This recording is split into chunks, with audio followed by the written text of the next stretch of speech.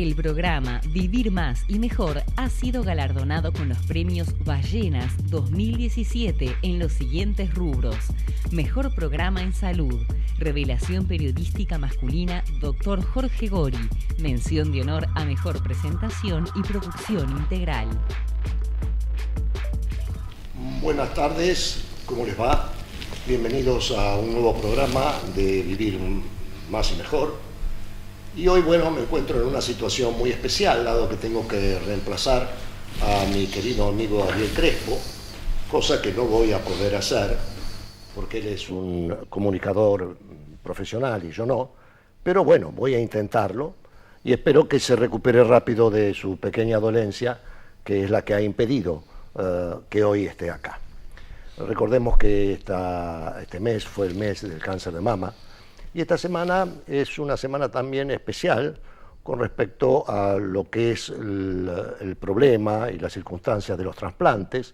Por eso le vamos a preguntar a Lucas McCormack, que es el que está en el tema, que nos explique un poquitito más sobre eso. Lucas, ¿cómo estás? Hola Jorge, ¿cómo te va?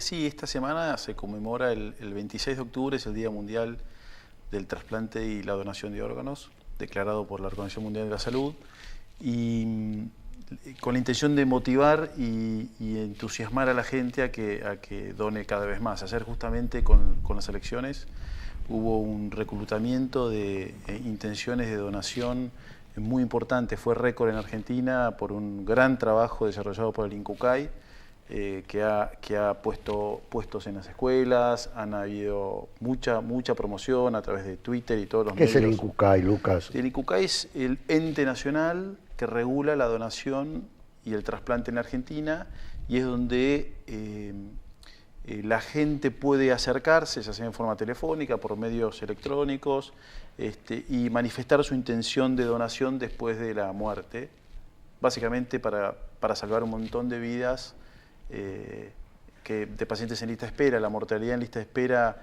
es una realidad en Argentina y en el mundo. Hay un déficit de órganos para todos los pacientes que están inscritos hoy en la lista de espera, y es por eso que todos, si podemos, deberíamos manifestar no solo al INCUCAI, sino a los seres queridos, a la familia, a todos los que los rodean, la intención de donar los órganos y dejarlos acá y no llevárselos a donde vayan después de la muerte. Lucas, ¿cuáles son los órganos que habitualmente se donan? Bueno, la donación, la verdad que puede ser de órganos y tejidos. Los órganos que se donan son los órganos, depende qué tipo de donante. Es importante que los órganos que se donan tienen que estar perfundidos. Perfundidos significa que tiene que haber un flujo adecuado de sangre y oxígeno para que ese órgano esté preservado y pueda ser trasplantado. Estamos hablando de corazón, pulmón, hígado, páncreas, los 2 riñones, intestino. Y después tenemos tejidos, que los tejidos no necesariamente tienen que tener ese nivel alto de perfusión. Y cuando hablamos de tejidos hablamos de las escleras, de las córneas, que son tejidos de los ojos, la piel, capilar, no, nosotros estaríamos en la lista de espera. Pero la verdad que el gran problema de la donación es que la gente todavía no comprende bien. Y no es que la gente no comprenda bien, sino que nosotros, los médicos, probablemente estamos explicando mal o dejando de enseñar a la gente lo que es la muerte, y que la muerte es algo que se produce a nivel cerebral, no a nivel cardíaco. El corazón puede estar latiendo, los pulmones pueden estar insuflados por máquinas, pero si el paciente... lo que se llama muerte cerebral. Es la muerte cerebral, que es la muerte misma. O sea, la muerte es algo que ocurre en el cerebro y no ocurre en el corazón. Entonces, cuando uno sostiene artificialmente ese potencial... No significa que con la muerte cerebral exista la muerte de todos los órganos de nuestro cuerpo. Exactamente. Bien. Exactamente. Bueno, a propósito entonces de esto, que es muy bueno que lo haya aclarado, los problemas, como siempre, son de comunicación. Tenemos que aprender a comunicar a la gente con facilidad los términos médicos, las intenciones médicas, para que ustedes se acerquen a nosotros y nosotros a ustedes de una forma bien combinada y el beneficio sea realmente grande. Hoy vamos a hablar de un tema oncológico importante, complicado, de una patología que puede estar relacionado con esto y que es sobre cáncer hepático, el cáncer que se origina en el hígado. Y para eso hemos invitado a una profesional muy distinguida, y además el doctor Lucas Macorma, también, que es especialista en el tema, va a formar parte del panel médico al cual le voy a hacer las preguntas concernientes para que ustedes puedan entender sobre esto.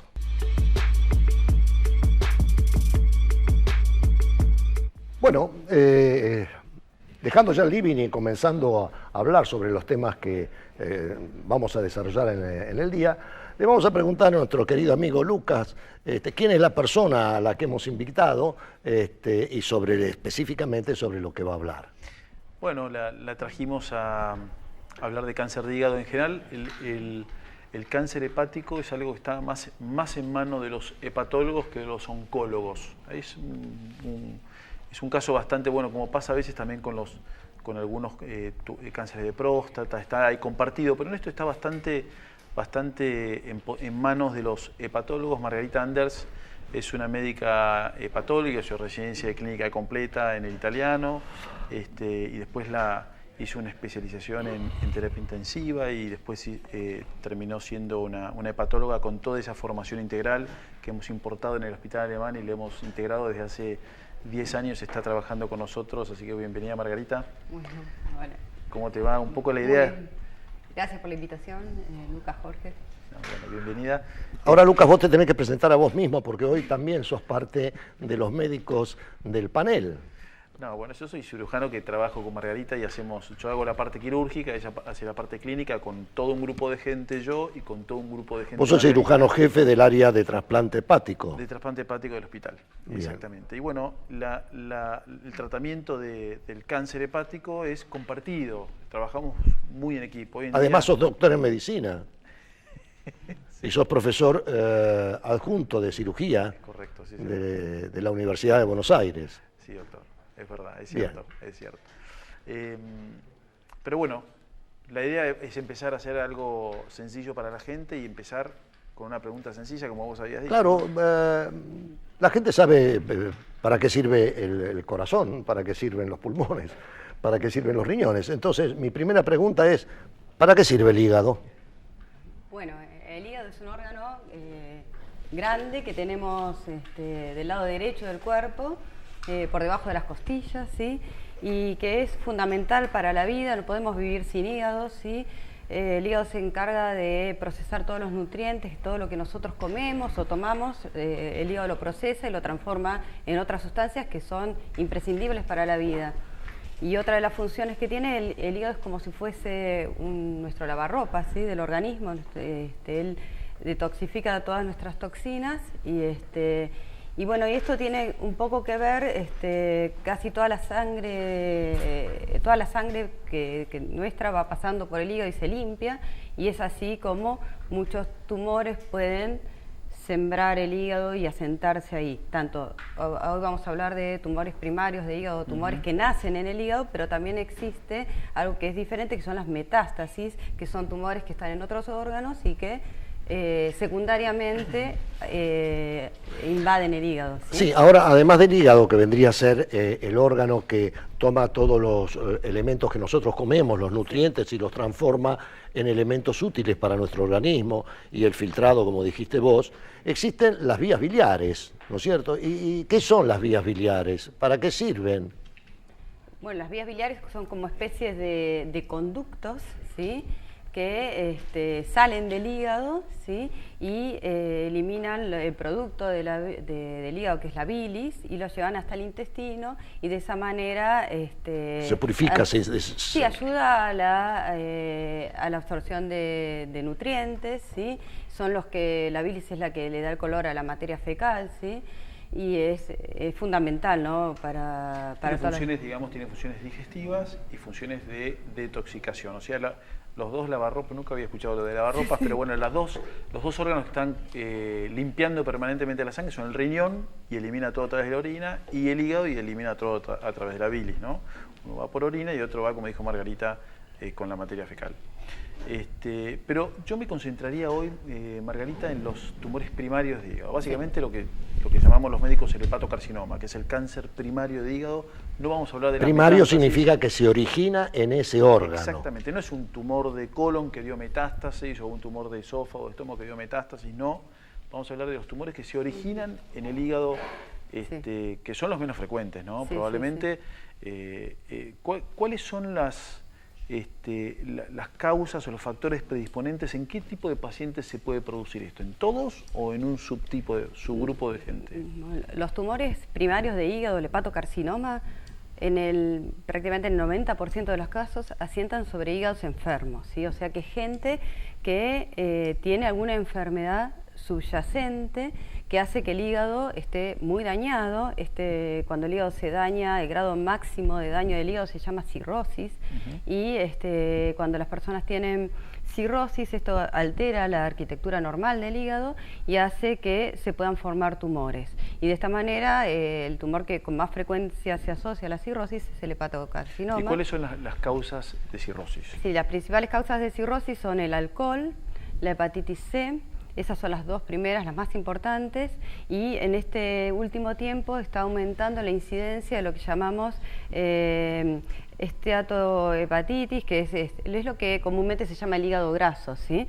Que es una enfermedad muy frecuente en esta época en nuestra época, porque tiene que ver con la mala alimentación, el sobrepeso, el sedentarismo.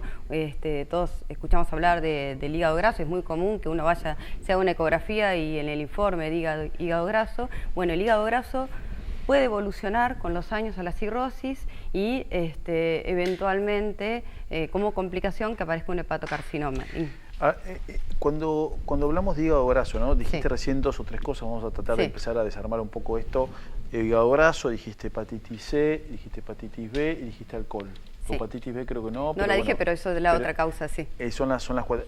El hígado graso, que es algo muy frecuente, Jorge, es como el incidentaloma, como cuando vienen con el quistecito y con el nodulito, vienen también hoy en día muy frecuentemente los pacientes al consultorio y vienen los pacientes con esteatosis o hígado graso. ¿Qué les decís a los pacientes? Bueno, la verdad, lo primero que tiene que... antes se creía que el hígado graso era un hallazgo, digamos, de una ecografía y que no tenía importancia, y hoy nos damos cuenta que cada vez es más importante. Por dos cosas. Uno, porque el hígado graso se asocia por un lado a enfermedad cardiovascular, es un marcador de enfermedad cardiovascular.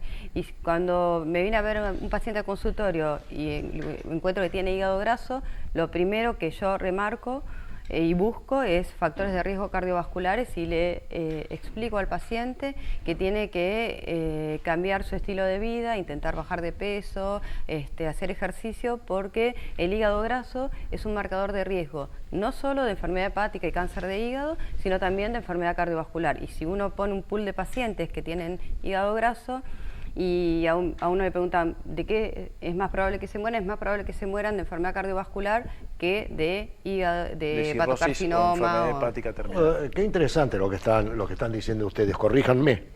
O sea que las alteraciones, las enfermedades del hígado, cirrosis, hígado graso, pueden producirse nuevamente por el alcohol, exceso de alcohol, hepatitis A, hepatitis... la B y la C. La B y la C, o sea, por una infección viral, algo externo que voy adquiriendo, pero también por una enfermedad cardiovascular. O sea que la enfermedad cardiovascular, algunas enfermedades cardiovasculares pueden llegar a terminar también en un cáncer de hígado. No, en realidad... En hígado graso es como y que se asocian. se asocian. Con enfermedades cardiovasculares la presencia del hígado graso. Hay Perfecto. como una asociación. No es que esto es Y el causa hígado de- graso se asocia con cáncer primario de Sí, hígado. digamos que el hígado graso, yo porque la gente después, es tan frecuente la esteatosis y el hígado graso que no tiene que pensar que eso es una enfermedad que va a predisponer inevitablemente al cáncer Muy de bien. hígado.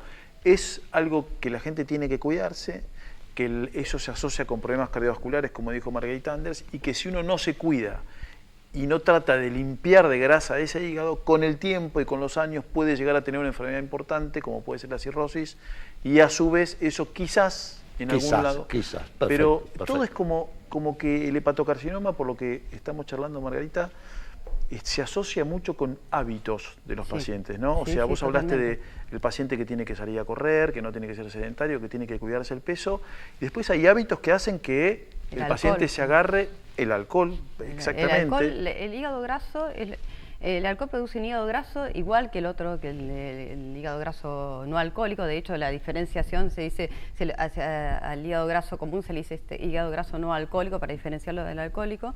¿Y el alcohol, qué tipo de ingesta es la que uno, el bebedor social, el que toma los cumpleaños? ¿A qué te referís? No es eso. Es el alcohol en exceso, ¿sí? Un alcohólico. Es la ingesta sostenida, ¿no? La ingesta sostenida, sí, o el que no solo la ingesta sostenida todos los días, sino aquel bebedor de fin de semana que llega los fines de semana a tomar en exceso, ¿sí? Eso también es un factor de riesgo para la... Y después hablaste también de la cirrosis por alcohol. Hablaste de las hepatitis que también están asociadas con ciertos hábitos. Sí. ¿Cuáles son los hábitos que hacen que uno sea población de riesgo para agarrarse la hepatitis B o la C? Y bueno, la hepatitis C es fundamentalmente de transmisión parenteral, eso quiere decir por sangre, ¿sí? Así que los hábitos como la drogadicción endovenosa está asociado al riesgo de hepatitis C. Las transfusiones de sangre. Las transfusiones de sangre también. En esta época la sangre está testeada. La verdad que hay que tener en cuenta que el virus de la hepatitis C se descubrió hace poco, en 1989, con lo cual hay gente que ha recibido transfusiones antes del 89 donde la sangre no estaba testeada, ¿sí? Hay gente hay una población especialmente de riesgo, que es la gente que nacía entre 45 y 65, que debería hacerse en algún momento un screening o un estudio de hepatitis C por ver si lo tiene o no, porque es una época donde no se testeaba la hepatitis C.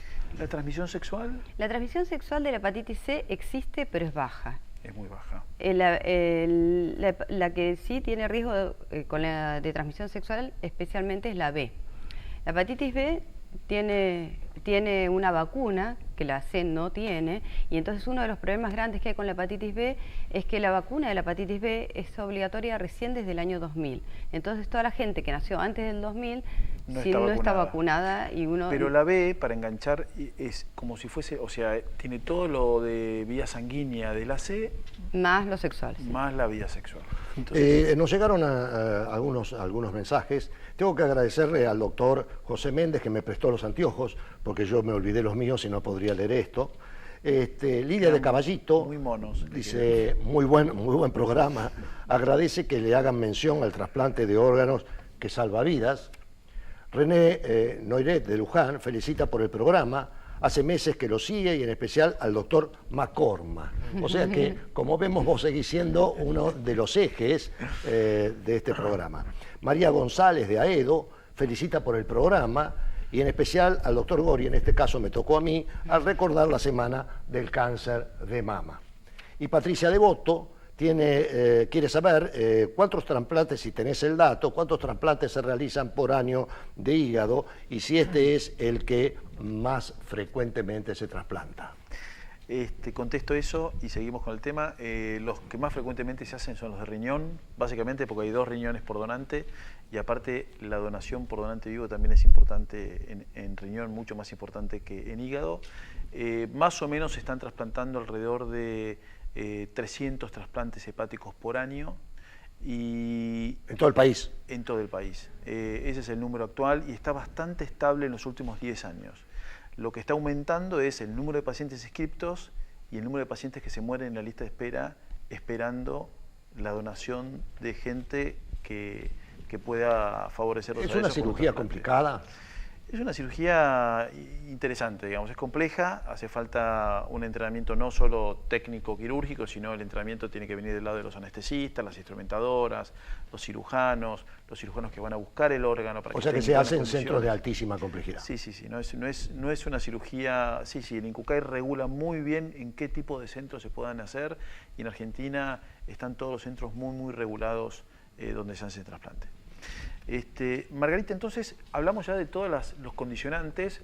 Tenemos pocos minutos para el cierre del programa.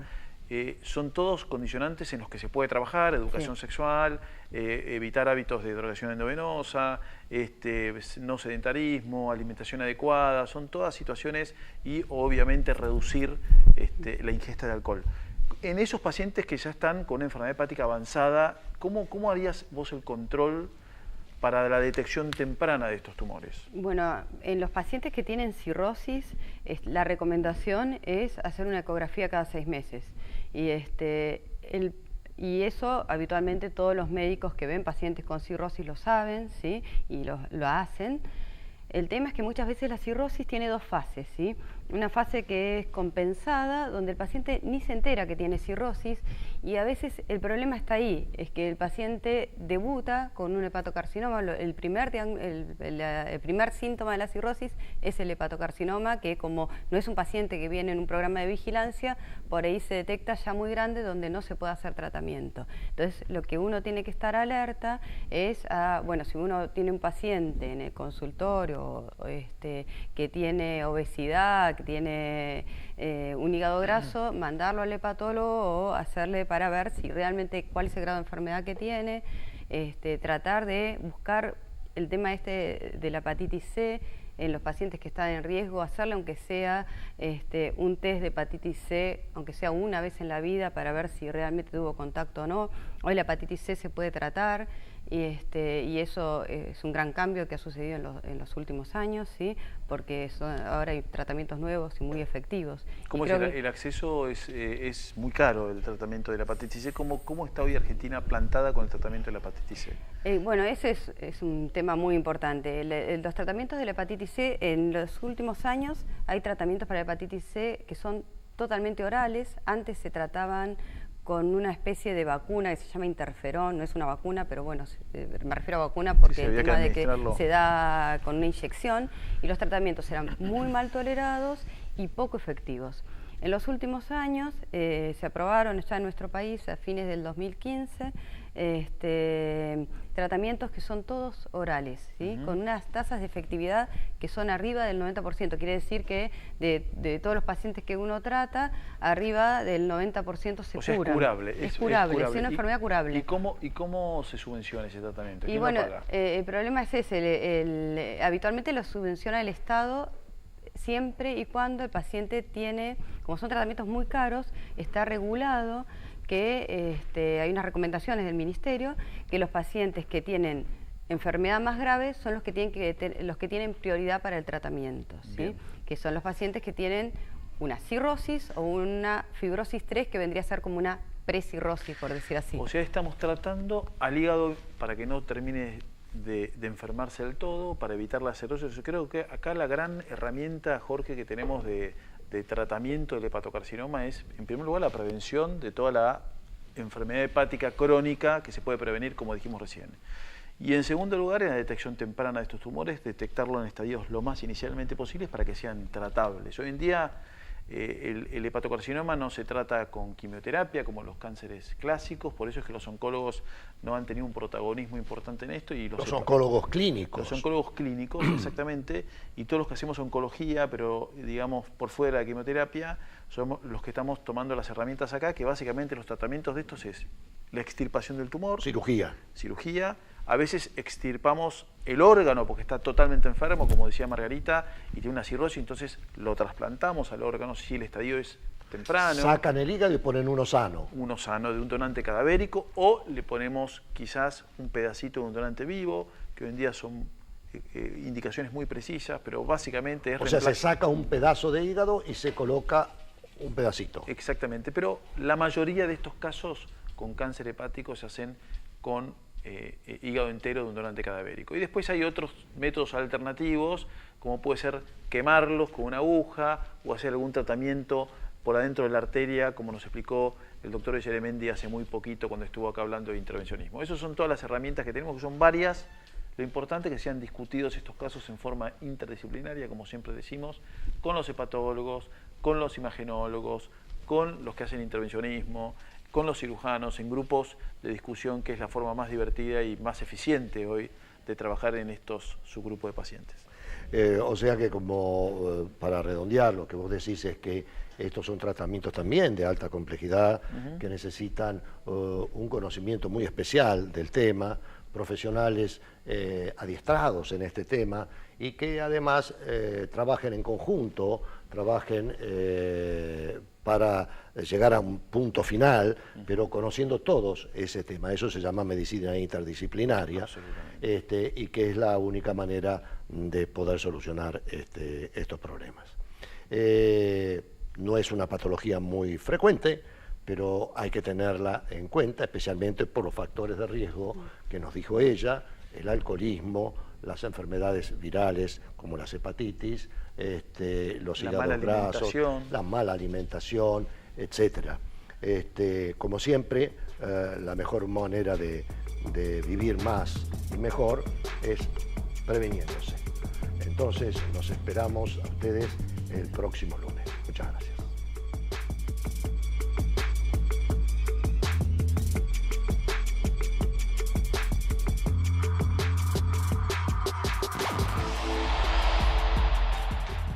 El programa Vivir Más y Mejor ha sido galardonado con los premios Ballenas 2017 en los siguientes rubros: Mejor Programa en Salud, Revelación Periodística Masculina Dr. Jorge Gori, Mención de Honor a Mejor Presentación y Producción Integral.